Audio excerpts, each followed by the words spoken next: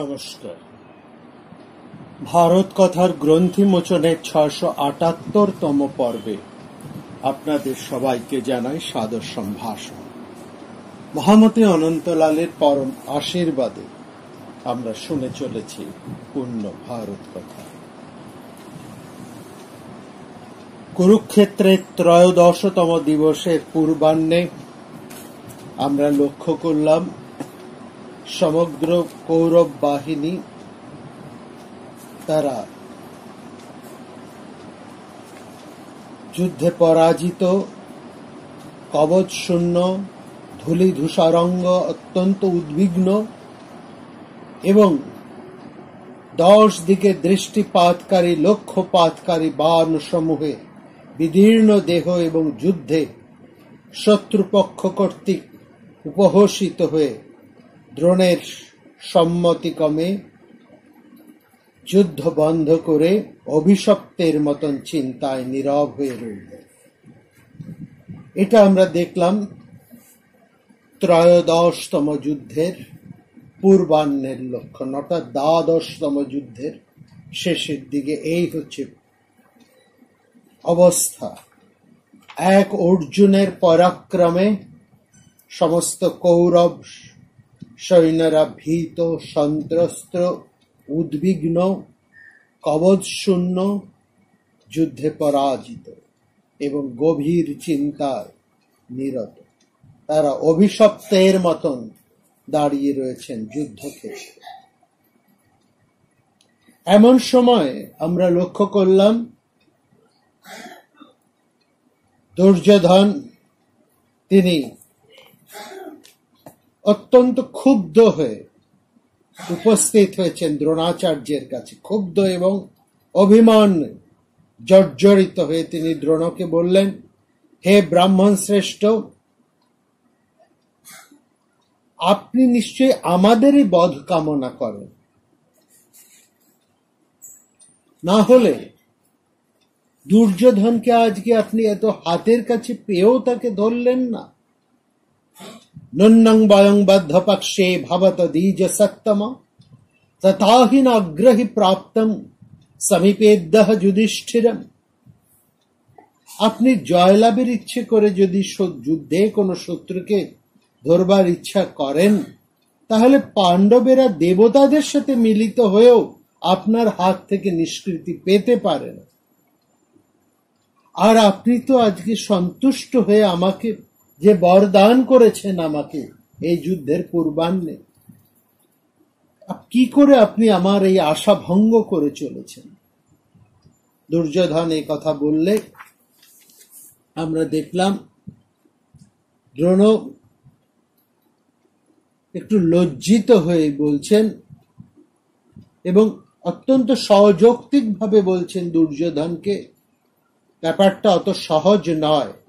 অর্জুন যেখানে শেষ পর্যন্ত সবাইকে রক্ষা করে যাচ্ছেন, সেখানে যুধিষ্ঠির, ভীম কাউকে কিছু করা সম্ভব নয়। এরপরে দ্রোণ এক পরামর্শ দিচ্ছেন দুর্যোধনকে, বলছেন রণক্ষেত্রে তুমি যে কোনো ভাবে, যে কোনো কৌশলে যদি অর্জুনকে অন্য জায়গায় সরিয়ে নিয়ে যেতে পারো অন্যত্র, তাহলে তুমি লক্ষ্য করবে এই যুদ্ধে, আজকের যুদ্ধে আমি ওদের যে কোনো একজন মহারথকে, অর্থাৎ ওদের একজন বড় মাপের যোদ্ধাকে আমরা শেষ করে ফেলব। সত্যম ব্রবিমদ্যম রাজম নৈতজ্জান্যথা ভবেত অদ্বৈষং প্রবরং কিঞ্চিত পাতয়সি মহারথম। এই যে মহারথ কথাটি দ্রোণ উল্লেখ করলেন, আজকের যুদ্ধে যদি তুমি অন্যত্র অর্জুনকে সরিয়ে নিয়ে যেতে সক্ষম হও, তাহলে আমি পাণ্ডব পক্ষের যে কোনো একজন মহারথকে আজকে আমি শেষ করব। প্রবর মহারথ, প্রবরং অদ্দেশং প্রবরং কঞ্চিত পাতয়সি মহারথম। এই প্রবর মহারথ বলতে কাকে ইঙ্গিত করছেন দ্রোণাচার্য? কার দিকে তিনি এই ভয়ঙ্কর ইঙ্গিত করে এই যুদ্ধাভিলাষী ব্রাহ্মণ অথচ ক্ষত্র বৃত্তধারী দ্রোণাচার্য এক ভয়ঙ্কর গুপ্ত ইঙ্গিত করলেন। কারণ আমরা জানি অর্জুন অন্যত্র ব্যস্ত থাকুন, আর যে ব্যূহ আজকে তিনি রচনা করবেন সেই ব্যূহ একমাত্র ভেদ করতে পারে অর্জুন। দুর্যোধনকে আশ্বাস দিয়ে দ্রোণাচার্য দেবতাদের পক্ষে অভেদ্য এক চক্রব্যূহ রচনা করলেন। এই চক্রব্যূহের কতগুলো বৈশিষ্ট্য, অর্থাৎ তার অনেকগুলো ছোট ছোট গাঁট বা মুখ রয়েছে, সন্ধি মুখ রয়েছে। সে প্রত্যেকটি সন্ধি মুখে দ্রোণাচার্য কৌরব পক্ষের এক একজন অস্ত্রবীরকে সেখানে সুরক্ষার জন্য স্থাপন করলেন, এবং মূল চক্রের মধ্যে থাকলেন অন্যান্য মহাবীরেরা, যাদের সম্মুখীন হওয়া মহারথীদের পক্ষেও ভয়ঙ্করতম, ভয়ানক অসাধ্য। দুর্যোধন সুকৌশলে তার দুর্ধর্ষ সংসক্ত বাহিনীর মাধ্যমে চক্রব্যূহ থেকে অনেক দূরে পাণ্ডবদের সৈন্য ক্ষয় আরম্ভ করলেন। এতই ক্ষতি তাতে হলো যে অর্জুনকে বাধ্য হয়ে যেতে হলো সংসক্ত বাহিনীকে সামাল দিতে। অর্জুন এটা বুঝলেন না যে তিনি দূরে চলে গেলে আর একটা দিকে এক ভয়ঙ্কর সর্বনাশ নেমে আসবে এই রণাঙ্গনে। চক্রব্যূহ সাজিয়ে দ্রোণাচার্য প্রস্তুত হয়ে দাঁড়াতেই পাণ্ডব পক্ষের মহাবীরেরা ভীম, ধৃষ্টদ্যম্নু, সাত্যকী, নকুল, সহদেব এবং অন্যান্য বীরেরা প্রত্যেকে ঝাঁপিয়ে পড়লেন দ্রোণাচার্যের উপর। কিন্তু দ্রোণাচার্য আজকে উন্মুক্ত, আজকে ভয়ঙ্কর তিনি। তার অস্ত্র রাশির সামনে পাণ্ডব পক্ষের কেউই দাঁড়াতে পারলেন না। সে ক্ষুপ্রমত সাস্তাত ভারদ্বাজস্য পাণ্ডবা। তখন দ্রোণের সেই ভয়ঙ্কর সংহার মূর্তি দেখে পাণ্ডব পক্ষের দিকেও দ্বিতীয়বার আর তার সামনে যাবার সাহস পেলেন। প্রমাদ গুনলেন যুধিষ্ঠির। পাণ্ডব পক্ষে এমন কোন ব্যক্তির নাম তার মনে এলো না যাকে চক্রব্যূহ প্রমুখে স্থিত দ্রোণাচার্যের বিরুদ্ধে যুদ্ধে পাঠানো সম্ভব। নিরুপায় অসহায় যুধিষ্ঠির শেষ পর্যন্ত বালক অভিমন্যুর সামনে এসে বললেন, এখন এমন একটা কিছু করা দরকার যেখানে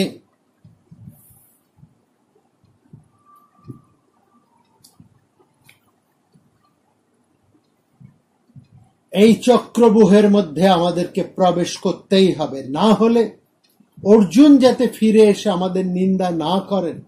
এতৎ না অর্জুন গার্হেদ যথা তাত তথা কুরু। তুমি তো জানো এই চক্রব্যূহ ভেদ করা কারো পক্ষে সম্ভব নয়। এই ব্যূহ ভেদ করতে পারে মাত্র 5 জন। এই 5 জন মাত্র এর ব্যূহের ভেদ করবার মন্ত্রগুপ্তি জানে। সেই 5 জনের মধ্যে হচ্ছে একজন তুমি, আর বাকিরা হচ্ছেন অর্জুন। এই ব্যূহ ভেদ করতে পারেন কেবলমাত্র অর্জুন, পারেন বাসুদেব কৃষ্ণ, পারেন কৃষ্ণ পুত্র প্রদ্যুম্ন, আর পারো তুমি, আর একমাত্র পারো তুমি। পঞ্চম আর একজন কেউ নেই যিনি দ্রোণাচার্যের এই ব্যূহ ভেদ করতে পারে। ত্বং বা অর্জুন বা কৃষ্ণ বা ভেন্দাত প্রদ্যুম্ন এব বা চক্রব্যূহং মহাবাহ পঞ্চম নাপোপদ্যতে। এর মধ্যে অর্জুন এবং কৃষ্ণ চলে গেছেন সেই সংসক্ত বাহিনীর বিরুদ্ধে যুদ্ধ করতে। প্রদ্যুম্ন এই যুদ্ধে অংশগ্রহণ করেনি। একমাত্র তুমি আমাদের মূল ভরসা। যুধিষ্ঠির অত্যন্ত বিনয়ের সঙ্গে অভিমন্যুকে বললেন, অভিমান্না বরং তাত যাচতং দাতুম অর্হসি पित्राणं मातुलनं च शयनानं च सर्वशः धनञ्जयिनस्तात् गर्हदेतः संयुगात् क्षिप्रमस्तं समादाय द्रोणानीकं विषादय। যা তোমার কাছে আমি প্রার্থনা করছি করযোগী, বলা উচিত তোমার পিতৃয় স্থানীয়রা, পিত্রাণাং, তোমার মাতুলেরা, মাতুলানাঞ্চ, সবাই তোমার কাছে যাচনা করছে। আমরা যা চাইছি তুমি তার ব্যবস্থা করো। তুমি অস্ত্র ধারণ করে দ্রোণের এই চক্রবহু ভেদ করো। ক্ষিপ্রমস্তং সমাদায় দ্রোণানীকং বিষাদয়। আমরা জানি অর্জুন পুত্র অভিমন্যু,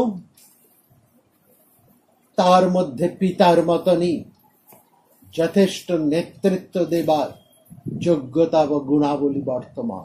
তিনি মহাবীর, মহারথ। নেতৃত্বের যে সমস্ত গুণগুলি একজন বীরের মধ্যে বর্তমান, সে প্রত্যেকটি গুণাবলী অভিমন্যুর মধ্যে রয়েছে। তার নিজের উপর ভয়ঙ্কর আত্মবিশ্বাস এবং যুদ্ধবিদ্যা যে বিষয়, সেই বিষয়ের উপর তার যথেষ্ট জ্ঞানও রয়েছে। তার চাইতে তার সবচাইতে বড় গুণ, তার দায়িত্ব নেবার ক্ষমতা রয়েছে। তিনি কঠোর পরিশ্রমী এবং আত্মত্যাগী, এবং তিনি সৎ। তিনি তার ঝুঁকি নেবার ভয়ঙ্কর ক্ষমতা রয়েছে, অর্থাৎ তার ভয় নেই।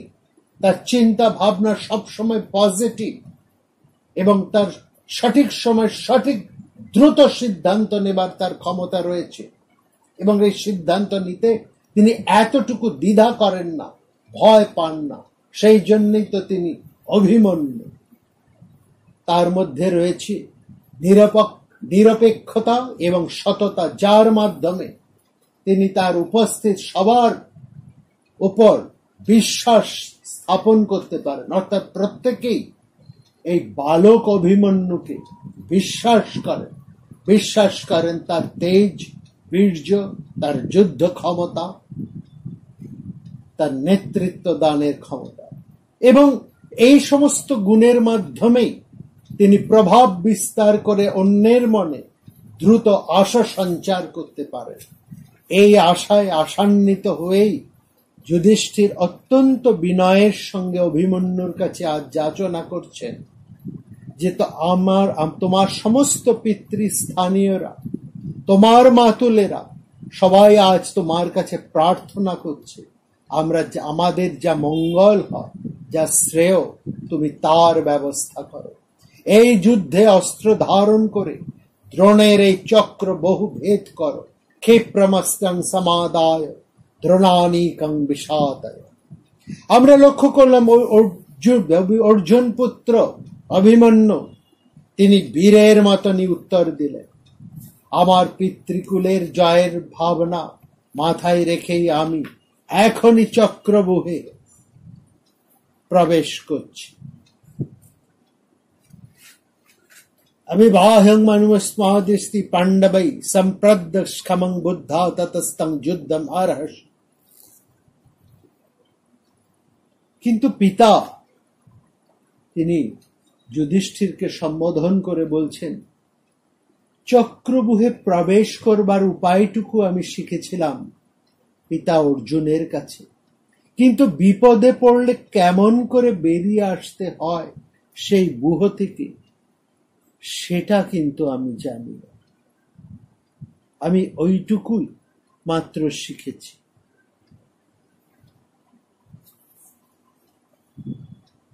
যুধিষ্ঠির তিনি নির্দ্বিধায় বললেন, তুমি চক্রব্যূহের দ্বার ভেদ করে ব্যূহের দ্বারকে প্রশস্ত করে দাও।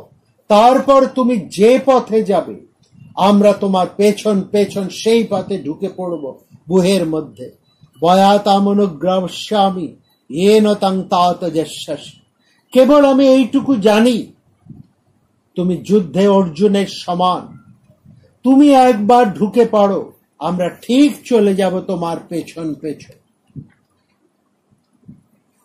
ঠিক সেই পথে ঢুকে পড়ব এই বুহের মধ্যে। বয়ং তামনুগ্রহ্যামি येन तं तत যাস্যসি। তুমি যে পথে যাবে সেই পথেই আমরা তোমার পেছন পেছন ঢুকে পড়ব। তুমি কোনো চিন্তা করো না, তুমি ঢুকে সেই বুহের পথ তুমি প্রশস্ত করে দাও।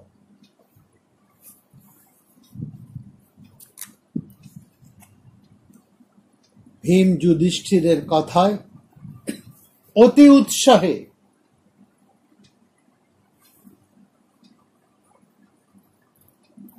প্রস্তুত হলেন অভিমন্যু দ্রোণের সেই চক্রব্যূহে প্রবেশ করার জন্য। যুধিষ্ঠির বললেন, আমি ধৃষ্টদ্যম্ন, সাত্যকী, আমরা সবাই আছি। আমাদের সঙ্গে থাকবে পাঞ্চাল, কেকেয়, মৎস্য দেশের সব সৈন্যরাও। একবার যদি তুমি বুহ ভেদ করতে পারো তবে বুহে প্রবেশ করে বড় বড় শত্রুদের আমরা ধ্বংস করে দেব। বয়ং প্রদর্শয়িষ্যামি নিঘ্নমালা বরানবরা। এখানে আমরা লক্ষ্য করলাম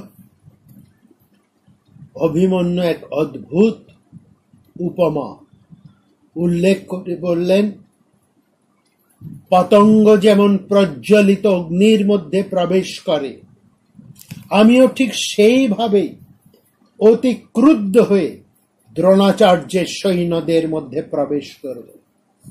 অহম এতম প্রবক্ষ্যামি দ্রোণানীকম দুরাসদম পতঙ্গ ইব সংক্রুদ্ধ জ্বলিতং জাত বেদসম। এই উপমাটা একটু লক্ষ্য করুন। এই উপমাকে আমরা অদ্ভুত এই জন্যই বলছি, অভিমন্যু বলছেন পতঙ্গ যেভাবে প্রজ্বলিত অগ্নির মধ্যে প্রবেশ করে, আমিও ঠিক সেইভাবে অতি ক্রুদ্ধ হয়ে দ্রোণাচার্যের সৈন্যদের মধ্যে প্রবেশ করব। পতঙ্গ ইব সংক্রুদ্ধ জ্বলিতং জাত বেদসম। পতঙ্গ তো পুড়ে মরবে, যার জন্যই আগুনে ঝাঁপ দেয়। আমাদের এখানে প্রশ্ন, জিজ্ঞাসা এটাই, অভিমন্যু কি তার সমাগত ভবিষ্যৎকে বুঝতে পেরেছিলেন?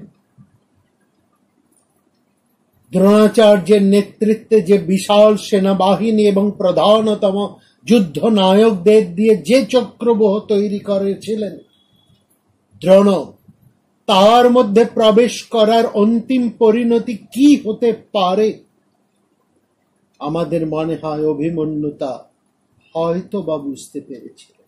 কিন্তু অভিমন্যু হচ্ছেন যুদ্ধ নায়ক, তিনি বীর, তার নিজের উপর আত্মবিশ্বাস আছে এবং ঝুঁকি নেবার তার ক্ষমতা আছে, দায়িত্ব নেবার ক্ষমতা আছে তার, এবং তার চিন্তা ভাবনা সবসময় পজিটিভ, এবং উপস্থিত এই বিপন্নতার মুহূর্তে তার যা করা উচিত তার থেকে তিনি ভয়ে পিছিয়ে আসতে পারেন না কখনো।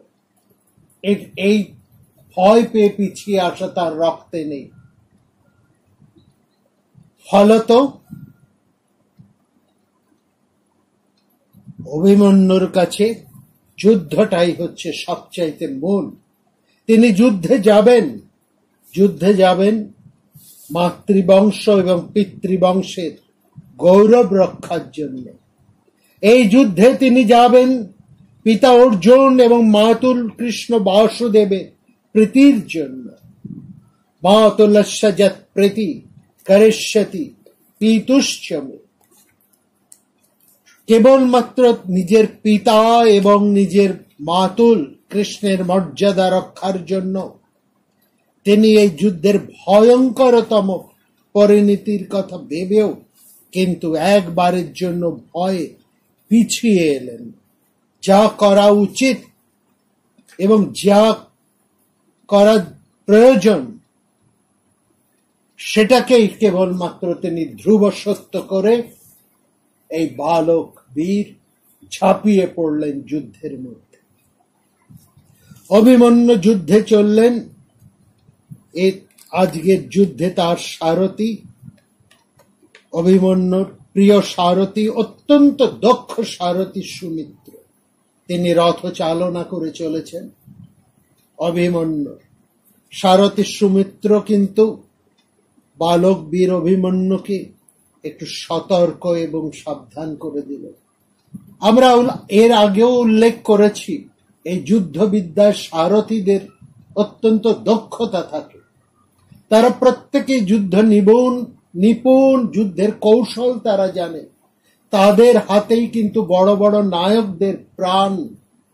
অর্থাৎ যুদ্ধে যারা চালক তারা কিন্তু যুদ্ধ নায়কদেরকে, যুদ্ধ রথের উপবিষ্ট প্রবর যুদ্ধ বীরদেরকে কিন্তু নানাভাবে রক্ষা করে চলে। মূলত এদের দক্ষতার উপরেই যুদ্ধ বীরদের যুদ্ধ জয়ের অনেকখানি নির্ভর করে। সেই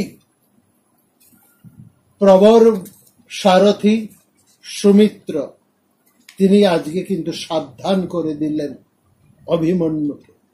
কারণ আজকে দ্রোণ ভয়ঙ্কর ভাবে জল করছেন, আগুনের মতন দাঁড়িয়ে আছেন তিনি। আজকে তিনি ভয়ঙ্কর থেকে ভয়ঙ্করতম হয়ে দাঁড়িয়ে আছে। সুমিত্র অভিমন্যুকে সতর্ক এবং সাবধান করে বলছেন, আপনার পাণ্ডব পিতারা একটু বেশি বোধহয় দায়িত্ব দিয়ে ফেলেছেন আপনার ওপর। অপি বিশ্বাজিতং বিষ্ণু মাতুলম প্রাপ্য সুতজ অতি ভার অয়ম আয়ুষ্মান্যতেস্তস্যি পাণ্ডবৈ। আপনি বুদ্ধি করে চলবেন, সতর্ক হয়ে চলবেন। আচার্য দ্রোণের মতন সুনিপুণ যোদ্ধা তিনি আপনার বিপক্ষে, আজকে আপনি সাবধানে থাকবেন। কিন্তু আমরা দেখলাম অভিমন্যু এতটুকু ভয় পেলেন না, এতটুকু বিচলিত হলেন না। তিনি প্রকৃতিগত হিসাবে অত্যন্ত দৃঢ়চিত। তার মানসিক স্থৈর্য অত্যন্ত শক্ত, তিনি কিছুতেই ভয় পান না। বললেন, আমার বিশ্বজয়ী পিতা অথবা মাতুল কৃষ্ণ যদি আমার বিপক্ষে এসে দাঁড়ান, আপনি বিশ্বজিতং বিষ্ণু, বিশ্বজিত বিষ্ণু মানে শ্রীকৃষ্ণ, মাতুলং প্রাপ্য সুতজ, কিংবা আমার পিতা যদি আমার আজকে বিপক্ষে এসেও দাঁড়ান, পিতার অর্জুনঞ্চ যুদ্ধে না ভীমার পূজাস্যতি, তবু আমি ভয় পাই না কিছুতে। তুমি রথ চালাও, দ্রোণের চক্রবুহের দিকে তুমি রথ চালাও। সারথি সুমিত্র খুব একটা আশ্বস্ত হলেন না। তিনি বারবার সতর্ক এবং সাবধান করে চললেন অভিমন্যুকে। অভিমন্যুর জন্য তিনি একটু শঙ্কিত হয়েই কিন্তু রথ চালিয়ে দিলেন সেই চক্রবুহের দিকে। বালক বীর অভিমন্যুর মতোই তার রথটি অপূর্ব। তার পিতার রথ কপিধ্বজ, কোন বীরের রথ তালধ্বজ কিংবা গরুড়ধ্বজ। অভিমন্যুর রথ কিন্তু তেমন নয়। তার রথের চিহ্ন একটি কর্ণিকার বৃক্ষ, সবুজের প্রতীক। অভিমন্যু যেমন নবীন যুবক, তেমনি তার রথের চিহ্নের মধ্যেও রয়েছে সেই নবযৌবনের প্রতীক, সেই সবুজ কর্ণিকা বৃক্ষ। অভিমন্যুর গায়ে সোনার বর্ম, তিনি চলেছেন সিংহ শিশুর মতন, যেন ঝাঁপিয়ে পড়তে চলেছেন যুদ্ধবিদ্ধ হস্তি দলের উপর। সমাসদৎ সিংহ শিশুর যথা দীপান, দীপান অর্থাৎ হস্তি যুদ্ধ। অভিমন্যু আসছে দেখেই কৌরব শিবিরে ভয়ঙ্কর সাজ সাজরা পড়ে গেল। আর মাত্র 20 পা এগোতেই কৌরবেরা প্রহার শুরু করলেন অস্ত্র শস্ত্র নিয়ে। ভারী চমৎকার উপমা দিয়েছেন ব্যাস। অভিমন্যু আর কৌরব সৈন্যের পারস্পরিক উদ্যমের জায়গাটা সমুদ্রের মধ্যে গঙ্গার প্রথম প্রপাত বলেই যেন মনে হচ্ছে। যেন গঙ্গার জল সমুদ্রের জলে মাত্রই একটা আবর্তের সৃষ্টি হলো। আশিদ গঙ্গা ইবাবর্ত মুহূর্তের মুদ ধাবিত। অভিমন্যু তিনি একাকী, তিনি গঙ্গার মতন ঝাঁপিয়ে পড়েছেন।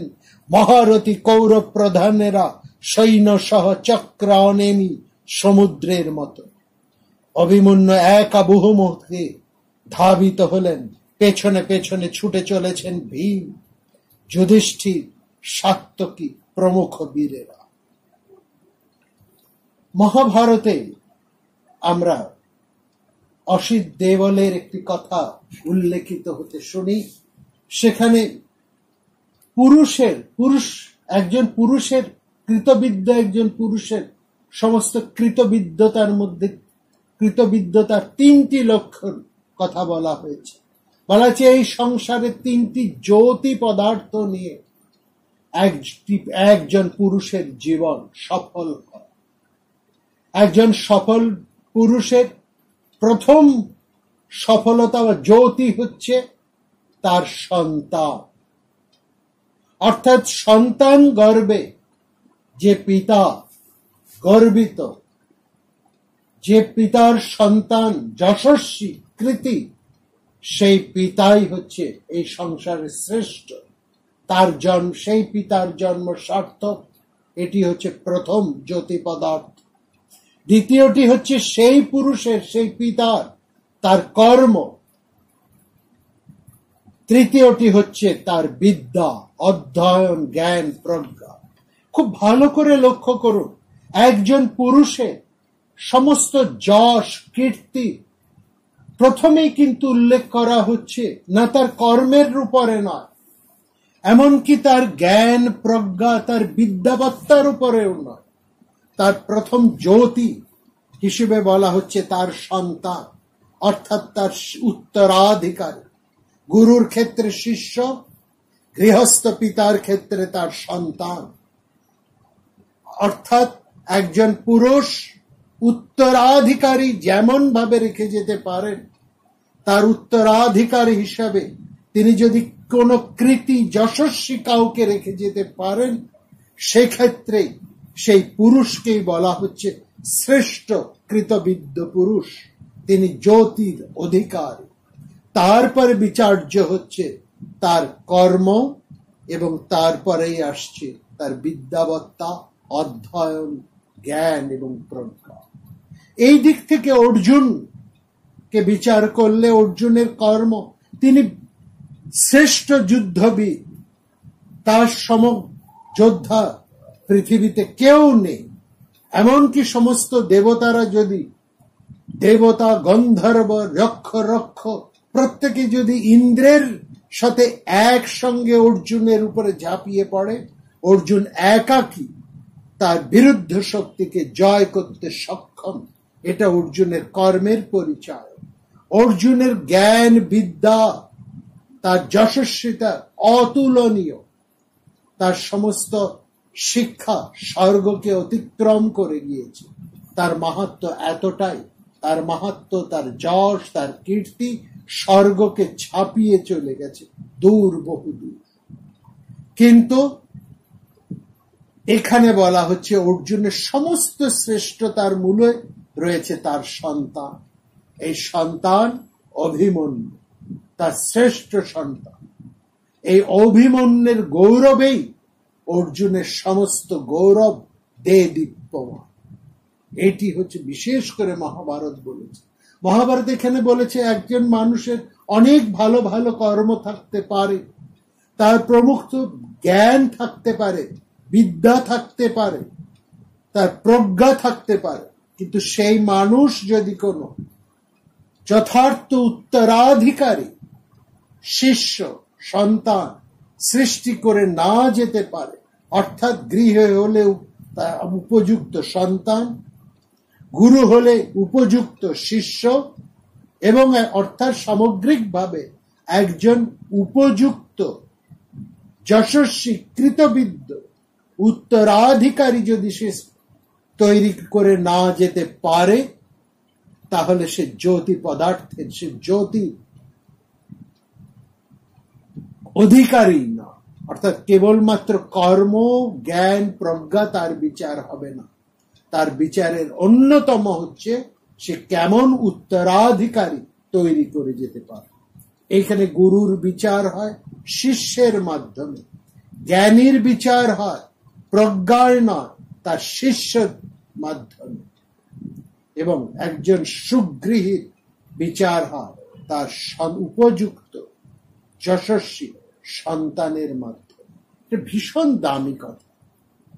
এখানে আমরা অর্জুনের সেই বীরপুত্রের কাহিনী শুনে চলেছি, যিনি অকুত ভয়ে একাকী ঝাঁপিয়ে পড়েছেন সে ভয়ঙ্কর অগ্নিস্বরূপ দ্রোণাচার্যের চক্রব্যূহের সম্মুখে, চক্রব্যূহের ভেতরে। ব্যূহের মধ্যে দাঁড়িয়ে আছেন দ্রোণাচার্য। অভিমন্যু তার সামনেই মুখব্যূহ ভেদ করে চক্রব্যূহের ভেতরে প্রবেশ করলেন। চক্রব্যূহের ফাঁদে যেন পড়ে গেলেন অভিমন্যু। অভিমন্যু ব্যূহের মধ্যে প্রবেশ করা মাত্রই অশ্বারোহী, গজারোহী, রথী, পদাতিকেরা একসাথে ঘিরে ধরল অভিমন্যুকে। কিন্তু অভিমন্যু এমন ভাবে বাণ বর্ষণ করতে আরম্ভ করলেন এবং তাদের সৈন্যদের অঙ্গ প্রত্যঙ্গ এমন ভাবে চারদিকে কাটা পড়ল, যাতে মনে হলো যাজ্ঞিকেরা যেন কুশ বিছিয়ে দিয়েছেন যজ্ঞবেদীতে। আতস্তার স্ফীতিং ক্ষিপ্রং কুশই বেদীর মাধ্যরে।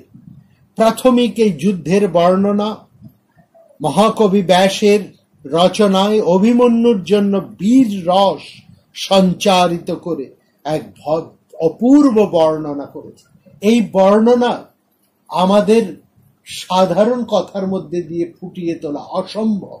বেশ কয়েকটি পর্ব ধরে মহাকবি অভিমন্যুর এই বীরোচিত কর্মের বর্ণনা দিয়ে গেছে।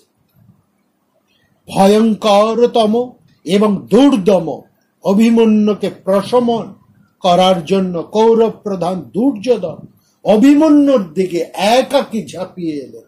দুর্যোধনকে এইভাবে তীব্র গতিতে অভিমন্যুর দিকে ধাবিত হতে দেখে দ্রোণাচার্য শঙ্কিত হলেন। কারণ অভিমন্যুর শক্তিমত্তার পরিচয় তিনি জানেন। তিনি চিৎকার করে উঠলেন, সমস্ত যোদ্ধাদেরকে বললেন, তোমরা সবাই একত্রে তোমাদের রাজা দুর্যোধনকে রক্ষা করো। দ্রুত তোমরা সেখানে যাও, ঘিরে রাখো তোমাদের রাজাকে। তমাদ্রবত বাভৈষ্ট ক্ষিপ্রম রক্ষত কৌরবম। সবাই মিলে গিয়ে দ্রুত ঘিরে ধরলেন অভিমন্যুকে। দ্রোণ, অশ্বত্থামা, কৃপ, কর্ণ, শকুনি, ভূরিশ্রবা, বৃষসন কর্ণপুত্র, এরা প্রত্যেকে ঘিরে ধরলেন দ্রোণাচার্যকে। আর এদের বাইরে মুক্ত রইলেন দুর্যোধন। আর একটু হলেই অভিমন্যুর অস্ত্র গ্রাসে তিনি পতিত হতেন।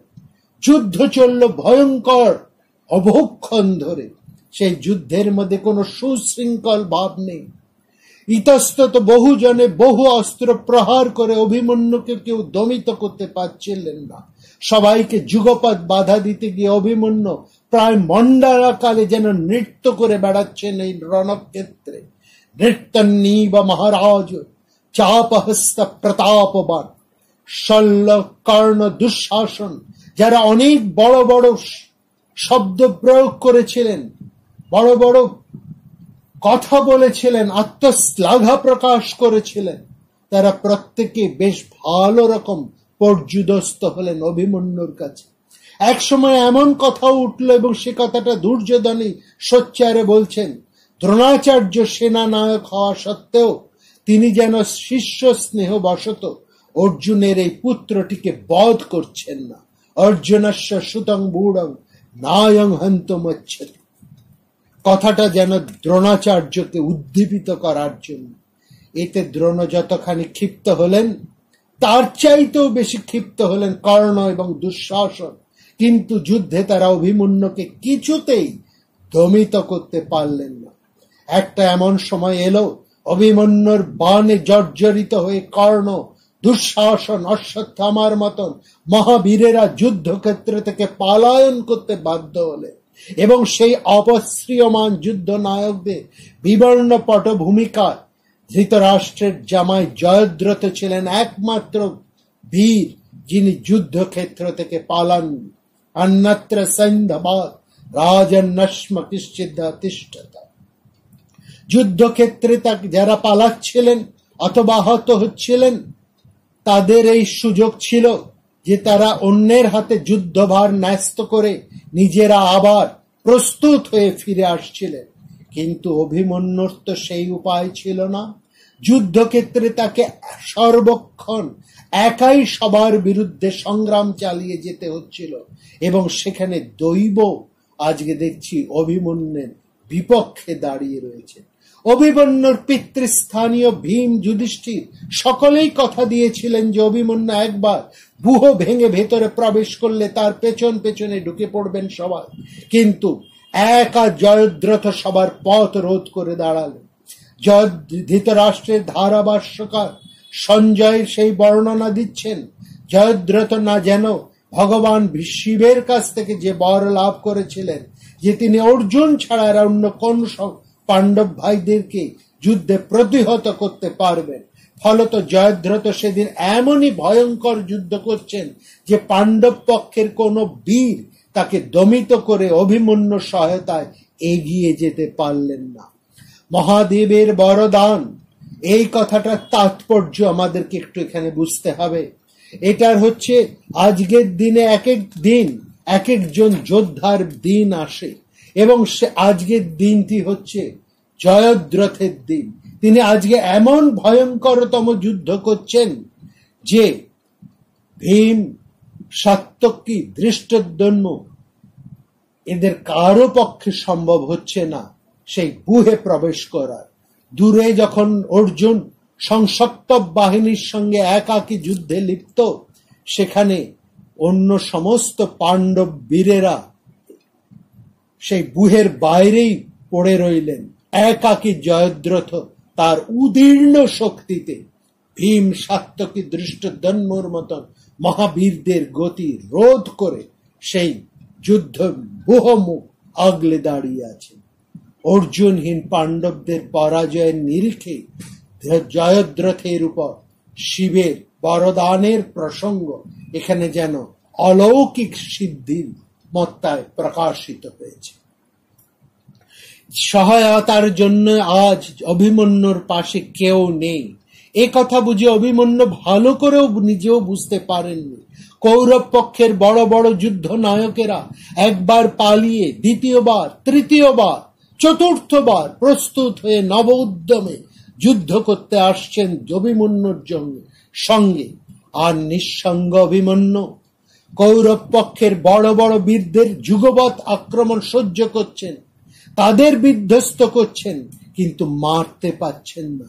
শল্যের পুত্র বধ হলো, ছোট বড় কৌরব পক্ষের সমস্ত রাজারা, এবং সবচাইতে বড় কথা, এই যুদ্ধে অভিমন্যুর হাতে মারা গেল দুর্যোধনের পুত্র লক্ষণ। মারা যাবার আগে অভিমন্যু বড়দের অনুকরণে বলেছিলেন, লক্ষণকে মারবার আগে অভিমন্যু বড় বীরদের মতন অনুকরণ করে বললেন, এই সুন্দরী পৃথিবীটাকে একবার ভালো করে দেখে নাও লক্ষণ, তোমার আর বেশি সময় নেই। সুদৃষ্ট ক্রিয়তাং লোক হিয়মং লোকং গমিষ্যসি। বীর অভিমন্যু তো জানতেন না তার সময় কতটুকু। তিনি ক্লান্ত হয়ে উঠছেন যুদ্ধ করতে করতে একাকী, আর তিনি এটা বুঝতেও পারছেন না যে ক্রমাগত যুগপৎ প্রতিরোধ করতে করতে তিনি ক্লান্ত, বিধ্বস্ত। প্রতিপক্ষের নিরন্তর বাণ প্রহার, ঈষৎ লক্ষ্যভ্রষ্ট হওয়ায় তার রথের সারথি তার অশ্ব, তার রথ এবং তিনি নিজেও যে এতটা কণ্টকিত হয়ে উঠেছেন, সব মিলিয়ে দৃশ্যটাকে যেন এক কণ্টকিত স্বরাজ সজারুর মতন লাগছিল। আচিতং সমপশ্যম সাবিধং শল্যকৈরিব। তবু তিনি এমন ক্ষিপ্রতার সাথে সবার সঙ্গে যুদ্ধ করছেন যে প্রতিপক্ষের মহাযোদ্ধারা এই অভিমন্যুকে যেন সহস্র অভিমন্যু রূপে দিচ্ছেন। দৃশ্যতে স্ম সহস্রদা, যেন একা অভিমন্যু সহস্র অভিমন্যু হয়ে এই সমস্ত কৌরব পক্ষের বীরদের সঙ্গে একাকী করছে। দুর্যোধনের পুত্র লক্ষণ মারা যাবার পর ঘটনা অন্যদিকে পরিবর্তিত হল। দুর্যোধন বলছেন, তোমরা সবাই কি করছো? একলা একলা এই ছেলেটাকে মারতে পারছো না, মারো, সবাই মিলে মারো, একলা নয়। দ্রোণ, কৃপ, কর্ণ, অশ্বত্থামা, রাধিক্য, কৃতবর্মা, বৃহৎবল, এই 6 মহারথী এইবার ঘিরে ধরলেন অভিমন্যুকে। তখনও যথেষ্ট উদ্যমী অভিমন্যু এই 6 রথীর চক্র ভেঙে দিলেন আপন অস্ত্র দক্ষতায়। বৃহৎবল মারা পড়লেন আরো অনেকেই। কর্ণ, কৃপ, দ্রোণরা অভিমন্যুর প্রহার সহ্য করতে পারলেন না। মহাভারতের কবি বেশ কয়েক অধ্যায় পর পর এই বিশৃঙ্খল যুদ্ধের অপূর্ব বর্ণনা দিয়েছেন।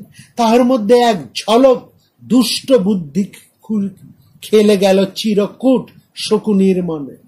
নিজেকে বাঁচাবার জন্য কোনো মতে অভিমন্যুর দিকে 3টি বাণ ছুড়েই তিনি প্রথম দুর্যোধনকে সোচ্চারে বললেন, দেখো, আমরা কেউ একা পারবো না, আমরা সবাই একসঙ্গে একে মেরে ফেলি, নইলে এই বালকই আমাদেরকে এক এক করে শেষ করে ফেলবে যথাক্রমে। সর্বং এনেং প্রমথনীমঃ পুরৈকয়হং হিন্নস্তি না। তারপর সেই বিখ্যাত কথোপকথন, যেখানে অভিমন্যুর জীবন শেষের পরিকল্পনা করা হচ্ছে সকৌতুকে, সসম্মান, অসম্মান। কৌতুকের কথাটা আমরা আগে বলি বরং। কর্ণ, সেই কর্ণ যার কোনো গুণ নেই, কোনো বিচক্ষণতা নেই, কোনো হৃদয় নেই, সবচেয়ে ঘৃণ্য, নিকৃষ্ট, জন্মের সমস্ত ঘৃণ্যতা তার মধ্যে সঞ্জীবিত হয়েছে, পাপকর্মী সেই কর্ণ বলছেন, আচার্য, একটা ব্যবস্থা করুন এই ছেলে, এক এক করে সে তো আমাদেরকে শেষ করে ফেলবে। মনে হচ্ছে পুরা সর্বং প্রমথনাথি বৃহাস্য বধমানুসন। দ্রোণ একটু গর্বিত এবং আনন্দ সহকারেই যেন কর্ণকে বললেন, এই যে ছেলে যুদ্ধ করছে, কোথাও কি তার এতটুকু কোনো দৈনতা, কোথাও কি কোনো এতটুকু খামতি, এতটুকু ফাঁক, এতটুকু ত্রুটি তোমরা দেখতে পাচ্ছ? সুযোগ নেবার মতন কোনো দুর্বলতা? বৃদ্ধ দ্রোণ যেন একটু আবেগ মথিত হয়ে পড়েছেন অভিমন্যুর যুদ্ধ ক্ষমতা দেখে। তার অভিমন্যুর যুদ্ধ ক্ষমতার মধ্যে তিনি তার প্রিয় শিষ্য অর্জুনকেই যেন বারংবার অবলোকন করে স্ফীত, আনন্দিত হয়ে উঠছে। দ্রোণ বলেই ফেললেন কর্ণকে, তুমি যতই বলো হে কর্ণ, এই যুদ্ধ দৃশ্য দেখে আমি বড় আনন্দিত হয়ে উঠছে। অভিমন্যুর এই যুদ্ধ আমাকে আনন্দিত করছে, আমাকে হৃষ্য করছে, পুলকিত করছে, নন্দিত করছে। অতিমাং নন্দায় তেষ সৌভদ্র বিচরাঙ্গনে। আমি তো অর্জুনের সাথে অভিমন্যুর কোনো তফাৎ দেখতে পাচ্ছি না। কর্ণ ভীষণ রাগ করলেন এই কথায়। তিনি খুব অভিমন্যু সরাহত ক্ষতস্থানে হাত ঘষতে ঘষতে বলছেন, অভিমন্যু এমন মারছে যে আমি কর্ণ নিজেকে বড় যোদ্ধা বলে মনে করি, কিন্তু সেই সুযোগে শুধু যুদ্ধক্ষেত্রে থাকতে হয় বলে থাকছি, কিন্তু বড় মার খেয়ে যাচ্ছি আচার্য। স্থাবমি তিতিষ্ঠামি পিড্যমানি অনুপমান্না। দ্রোণাচার্যের মনে আজকে বড় পুলক সঞ্চার হচ্ছে। তার মনে পড়ছে অস্ত্র প্রশিক্ষণের সময় অর্জুনের কথা। বৃদ্ধ দ্রোণ ঈষৎ হাস্য করে বললেন, অভিমন্যু যে বর্ম পড়ে আছে সে বর্ম ভেদ করে একটি সরই আমরা এই ছেলেটির গায়ে স্পর্শ করতে পারছি না। এই বর্ম পরার কৌশল আমি ওর পিতা অর্জুনকে শিখিয়েছিলাম। এখন দেখছি এই ছেলেটি তার পিতার কাছ থেকে সেই বিদ্যাও অপূর্বভাবে লাভ করেছে। উপদিষ্টা মায়াচার্য পীত কবচ ধারণা। কৌতুক, চমৎকার এবং অভিমন্যুর প্রতি সম্মান শেষে দ্রোণ এবার বললেন, উপায় একটাই, এই ধনুকের গুণ কেটে দিতে হবে, কাটতে হবে ঘোড়ার লাগাম এবং মারতে হবে ওর পেছনে বসা সারথিটাকে। এটা যদি সম্ভব হয় কর্ণ, তারপরে ওকে প্রহার করতে হবে, সামনের থেকে নয়। মনে রেখো, সামনের থেকে নয়, একে প্রহার করতে হবে পেছন থেকে, সামনাসামনি নয়। অথৈনং বিমুখে ক্রেতা পশ্চাৎ প্রহরণং কুরু। কি বলছেন দ্রোণাচার্য অস্ত্রগুরু? তিনি অস্ত্রগুরু, ক্ষত্রিয় শ্রেষ্ঠ বীরদের তিনি নিজের হাতে এক এক করে তৈরি করছেন। ছি! ব্রাহ্মণ কুল পাংশন দ্রোণ। এইভাবে অভিমন্যুকে রতহীন ধনহীন অবস্থায় পৌঁছতে যদি পারো কর্ণ, দ্রোণাচার্য বলে চলছেন এক পৈশাচিক ভাষায়। তিনি আজকে অস্ত্রগুরু নন, তিনি ক্ষত্র বীর্যধারী নন, তিনি ব্রাহ্মণ নন। তাকে সর্বতভাবে গ্রাস করেছে এক পিশাচ। আজকে দ্রোণ পিশাচ, দ্রোণ ব্রাহ্মণ কুল পাংশন। সেইভাবে ভর হয়ে, পৈশাচিকতায় ভর হয়ে তিনি কর্ণকে বুদ্ধি দিচ্ছেন। এইভাবে যদি অভিমন্যুকে রতহীন ধনহীন অবস্থায় পৌঁছতে পারো, তবে একমাত্র পশ্চাৎ দেশ থেকে তাকে নির্বিচারেই তোমরা হত্যা করতে পারো। হীনভাবে এই প্রহরের কথাটা ক্ষত্রিয় ধর্মে বড় অসম্মানের কথা। এই হীনতা, অসম্মানতা যুদ্ধের মধ্যে অধর্ম সবচাইতে প্রথম প্রবেশ করালেন এই ব্রাহ্মণ কুল পাংশন নির্লজ্জ দ্রোণ। নমস্কার। প্রাণারাম প্রাণারাম প্রাণারাম প্রাণারাম প্রাণারাম প্রাণারাম। কি যেন লুকানো নামে তাই মিষ্ট এত তব না। প্রাণারাম প্রাণারাম।